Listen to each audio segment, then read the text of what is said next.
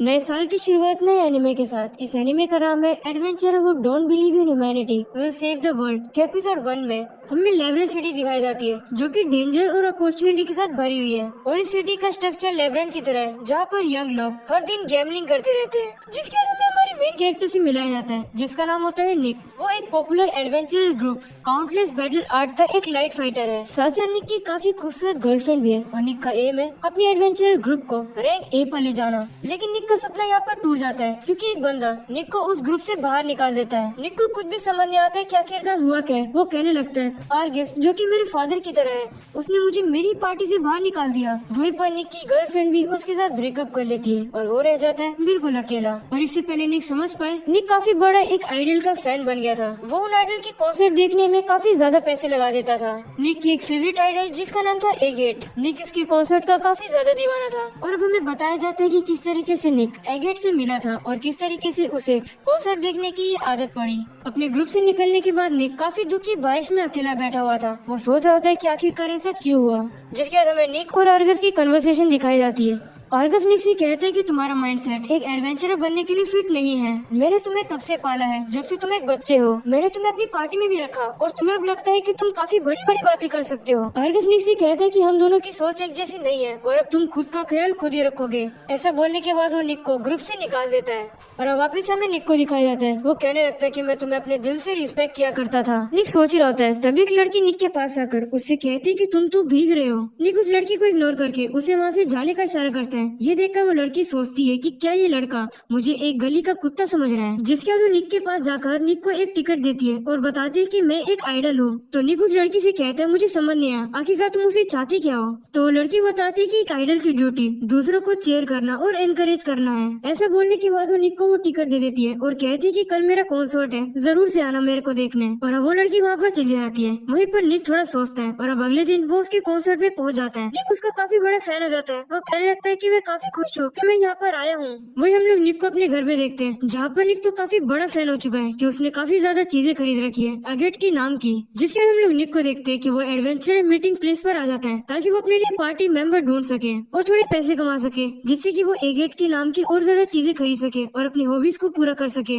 और अब निक अंदर जाता है जहाँ पर एक बंदा खड़ा होता है। निक उससे बात करने की कोशिश करता है। जैसे वो बंदा पीछे मुड़ता है, निक उसको देखकर काफी ज्यादा नर्वस हो जाता है और पीछे मुंह कर लेता है और ऐसा एक्ट करता है कि मैंने तो कुछ कहा ही नहीं। निक को आर्गस की बात याद आने लगती है जहाँ पर आर्गस निक से कह रहा होता है कि तुम एक एडवेंचर बनने के लिए बिल्कुल भी फिट नहीं हो। इसी बात को सोचते हुए निक वापस पीछे जाने लगता है। इतने में एक दूसरा बंदा आकर उस एडवेंचरर से कहता है कि क्या तुम मेरी पार्टी ज्वाइन करोगे, और वो बंदा एक्सेप्ट भी कर लेता है। ये देखकर निक कहने लगता है कि मैं किसी पर भी ट्रस्ट नहीं कर सकता हूँ। और अब निक एक रेस्टोरेंट में खाना खाने आता है जहाँ पर वो देखता है कि काफी सारे एडवेंचर पार्टी कर रहे हैं क्योंकि उस सभी लोगों ने न्यू ग्रुप ज्वाइन किए हैं। तभी वहाँ पर एक वेट्रेस कुछ लोगों को कहती है कि यहाँ पर सीट खाली नहीं है, तो आप लोगों को एक ही टेबल शेयर करनी होगी, इसलिए कोई भी ट्रबल कोज मत करना। वो लोग भी वेट्रेस की बात मान जाते हैं और अब वो तीनों जाकर निक के टेबल पर बैठ जाते हैं। निक उन्हें देखकर कहने लगता है कि क्या ये लोग पार्टी के मेंबर हैं। लेकिन थोड़ी देर बाद निक कहता है कि नहीं, मुझे नहीं लगता कि ये लोग पार्टी है। तभी हम लोग देखते हैं कि निक के टेबल पर बैठी हुई लड़की के पास एक ड्रंक लड़का आता है। वो उस लड़की से कहने लगता है कि क्या तुम मेरे साथ एडवेंचर पर चलोगी। वो लड़की पीछे मुड़कर उस लड़की को काफी खतरनाक तरीके से घूरने लगती है। ये देखकर वो बंदा डर जाता है और पीछे भाग जाता है। वही निक उस लड़की के डंडे को देखकर कहता है कि इसके ऊपर का लगा हुआ जैम तो काफी कीमती लग रहा है और साथ ही लड़की के कपड़े काफी ज्यादा अच्छे हैं, लगता है किसी अमीर खानदान की लड़की है। लेकिन आखिरकार यहाँ पर कर क्या रही है। निक कहने लगता है कि दिखने में तो ये लड़की एक मेज लग रही है, लेकिन अगर देखा जाए तो ये एक असैसिन की तरह भी लग रही है। और अब निक की नजर दूसरे बंदे पर जाती है जो कि उसी के टेबल पर बैठा होता है। वो देखता है कि ये तो एक प्रीस्ट है जो कि काफी ज्यादा पिया हुआ है।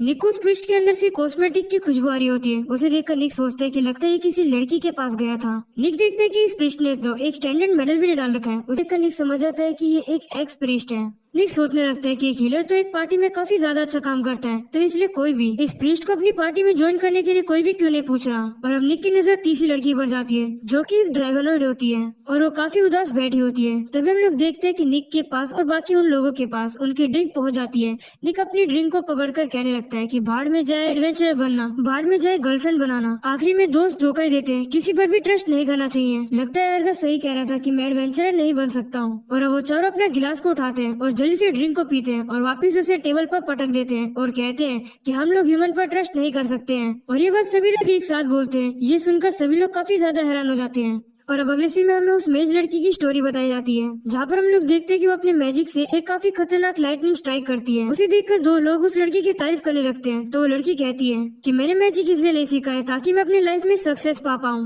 मैंने मैजिक इसलिए सीखा है ताकि मैं खुद को इम्प्रूव कर सकूँ। ऐसा बोलने के बाद वो आगे बढ़ने लगती है। तो इस लड़की का टीचर उसे रोकता है और कहता है, मिस टियाना, आपने तो काफी अच्छा किया। तुमने इतने सारे एलिमेंट को नेचुरली कंट्रोल कर लिया और तुम्हें बिल्कुल भी घमंड नहीं है। तुम हमारी एकेडमी की काफी बड़ी शान हो। ये सुनकर टियाना कहती है, आपका शुक्रिया मास्टर। और वो वहाँ से जाने लगती है, जिसके तो सोचते है कि मैजिक का काम अपनी लाइफ को इजी बनाना नहीं है, बल्कि मैजिक का काम है इस ह्यूमन सोसाइटी को समझना। और अब टियाना एक कैफे में जाकर एक एलेक्स नाम के बंदे को ढूंढती है। वो देखती है कि एलेक्स के ऊपर टेबल पर एक लड़की के साथ बैठा हुआ है। वो उसके पास जाती है। वो उसे बताती है कि मास्टर मेरा लाइटनिंग मैजिक देखकर काफी ज्यादा खुश हुए और उन्होंने कहा कि मैं एक ईयर को स्किप कर सकती हूँ ताकि मैं जल्दी ग्रेजुएट हो जाऊँ। ये सुनकर एलेक्स कहता है, ये तो काफी अच्छी बात है। तभी एलेक्स की साइड में बैठी हुई लड़की कहती है, तुमने जैसा टियाना के बारे में बताया था ये बिल्कुल वैसी ही है। तो टियाना पूछती लड़की कौन है। तो वो लड़की अपना इंट्रोडक्शन देती है। वो बताती है, मेरा नाम लीले है। उसे सुनकर टियाना कहती है, ओह तुम तो मर्चेंट हुआ करते थे ना।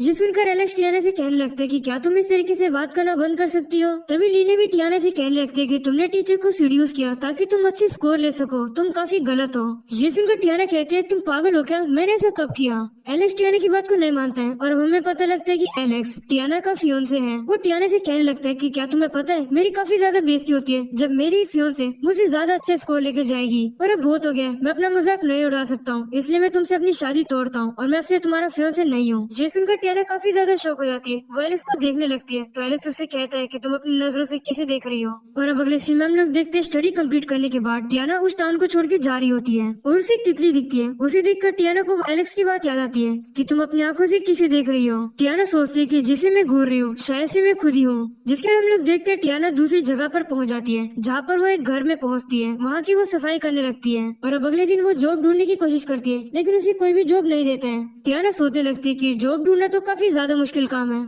टियाना चली रही होती है, तभी उसकी पैर पर आकर एक पेपर लगता है। वो देखती है तो उसे पता लगता है कि ये तो एक रेसिंग कंपटीशन का है और इस पर गैम्बल करके पैसे जीते जा सकते हैं। पहली बार में तो टियाना जीत जाती है, जिसको देखकर वो काफी ज्यादा खुश होती है। और अब टियाना कहने लगती है कि गैम्बलिंग करना काफी बुरी बात है क्योंकि इसकी आदत लग सकती है और उसके इसी एडिक्शन की वजह से वो काफी ज्यादा पैसे हार चुकी है, जिसकी वजह से उसके पास इतने पैसे भी नहीं बचे कि वो अपने घर का रेंट पे कर सके।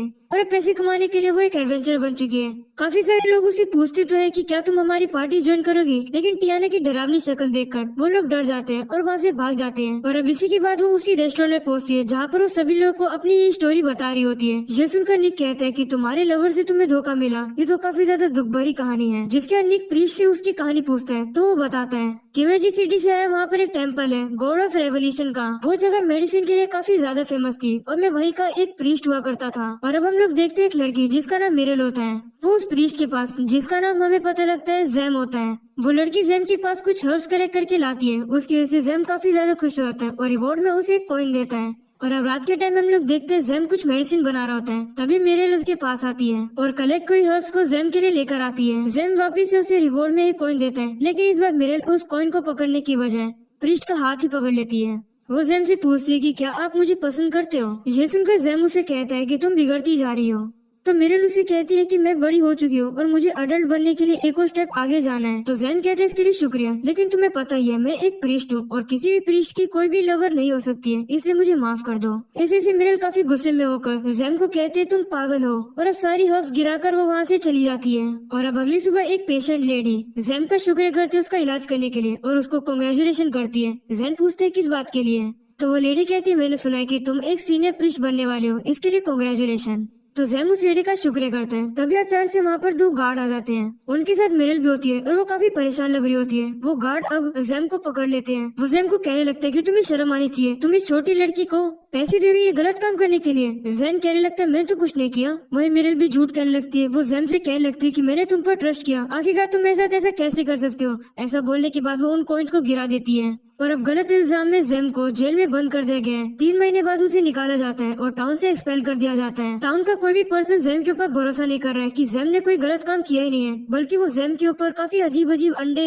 या फिर कुछ न कुछ फेंके जा रहे हैं। और अब टाउन से निकलने के बाद जैम एक होटल से में पहुंचता है। वहाँ की काम करने वाली लेडी की कमर में दर्द रहता है तो जैम उससे कहता है कि क्या मैं तुम्हें ट्रीट कर सकता हूँ। वो लेडी भी मान जाती है और अब अगली सुबह हम लोग देखते हैं उस लेडी को जो कि जैम के बेड में से उठकर वहाँ से जा रही होती है। और अब जैम भी उठकर नीचे पहुँचता है तो वो लेडी जैम से कहने लगती है कि क्या तुम अच्छे से सोए, तुम्हारी ट्रीटमेंट की वजह से मेरी कमर का दर्द ठीक हो गया। और अब जैम ब्रेकफास्ट करने लगता है। वो उस लेडी से कहता है कि तुम अपने आप को पुश मत किया करो, कमर का दर्द इतनी जल्दी खत्म नहीं होता है। ये सुनकर वो लेडी कहती है अगर ऐसी बात है तो तुम और ज्यादा देर यहाँ पर रुक जाओ। लेकिन उसके बाद वो लेडी कहती है मैं तो मजाक कर रही हूँ, तुम्हें लेब्रेन सिटी में जाना चाहिए और तुम्हें एक एडवेंचर बनना चाहिए, तुम्हें वहाँ पर दोस्त भी बनाने चाहिए और एक लवर भी बनाना चाहिए और उसे कभी कभी हारना भी चाहिए और तुम एक एडवेंचर की लाइफ से काफी ज्यादा चीजें सीखोगे।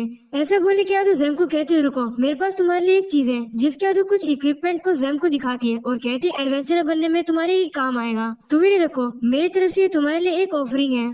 तो जैम कहते हैं मैं इसे नहीं ले सकता हूँ क्योंकि मैं अब एक प्रीस्ट भी नहीं हूँ। तो लेडी के इन सामान को रख लो, एक एडवेंचर अपनी फीस नहीं चुका पाया तो बदले में उसने इन सामान को यहाँ पर रख दिया। और अब जाने से पहले लेडी जैम को कहती है प्लीज तुम जिंदा रहना। जैम की कहानी सुनने के बाद निक कहने लगता है कि तुमने सबसे पहले एक वुमेन के साथ मजे लेने के बाद बाकी लड़कियों के साथ अब मजे लेने लग गए है ना। तो जैम कहते हैं हाँ ये थोड़ा रूड तो है लेकिन हाँ ये बात सही भी है। ये सुनकर टियाना कहती है कि सारे लड़के ऐसे ही होते हैं। जिसके जैम अपना गोल बताता है। वो बताता है कि इसके बाद मेरा जो गोल है वो है डीमन लॉर्ड को मारना। और अपनी कुछ ड्रैगनॉइड गर्ल से उसकी स्टोरी पूछते हैं। वो गर्ल थोड़ी घबरा जाती है। वो बताती है कि मेरे एक चाहने वाले ने ही मुझसे एक मेरी कीमती चीज ले ली। अगले सीन में हम लोग देखते हैं निक एक सपना ले रहा होता है जहाँ पर उसकी गर्लफ्रेंड उससे ब्रेकअप कर रही होती है। निक चिल्लाता रहता है कि प्लीज मुझे छोड़कर मत जाओ, कह दो कि ये झूठ है। और तभी अचानक से निक की आंख खुलती है। वो देखते हैं कि वो तो जमीन पर गिरा हुआ है। निक उन्हीं एडवेंचरर को देखता है जो कि उसी के रूम में होते हैं। निक सोचने लगता है कि आखिरकार ये लोग हैं कौन। निक थोड़ा सोचता है और अब उसे याद आता है कि हाँ ये तो वही लोग हैं जो कि उसे रात में मिले थे। और अब उन लोगों के उठने के बाद निक उसे कहता है कि आखिरकार तुम लोग हो कौन, क्या तुम लोग यहाँ से जा सकते हो। तभी टियाना कहती है कि मैं एक मेज हूँ और ये रूम मेरा है। उसकी बात सुनकर सभी लोग वहाँ से जाने लगते हैं। तभी निक को उसी इडियट की याद आ जाती है और वो सभी को रोकता है और कहते हैं कि क्या यहाँ से जाना सही रहेगा, क्या इससे हमारी लाइफ बेटर हो जाएगी। हमने अपना पैसा आइडल के ऊपर, खाने के ऊपर, गैमलिंग के ऊपर और लड़कियों के ऊपर वेस्ट किया है। हमें तो ये भी नहीं पता कि कल को हमारे सर के ऊपर छत रहेगी या फिर नहीं। हम लोग जिस काम को पसंद करते हैं हम लोग उस काम को कर ही नहीं पाएंगे। क्या तुम इस बात को एक्सेप्ट कर पाओगे। और हमने सभी से कहता है कि मुझे पता है कि हम चारों एक दूसरे के ऊपर ट्रस्ट नहीं करते हैं, लेकिन क्यों ना हम लोग एक पार्टी बनाएं। और अब एपिसोड की एंडिंग में नरेटर कहता है कि ये लोग इस दुनिया को बचाएंगे, लेकिन अभी नहीं, थोड़े दिनों बाद यानी फ्यूचर में। और यहीं पर हो जाता है ये वाला एपिसोड खत्म। तो गाइस पसंद है तो लाइक करना, चैनल को सब्सक्राइब करना। मिलते हैं नेक्स्ट एपिसोड में, तब तक के लिए पीस आउट।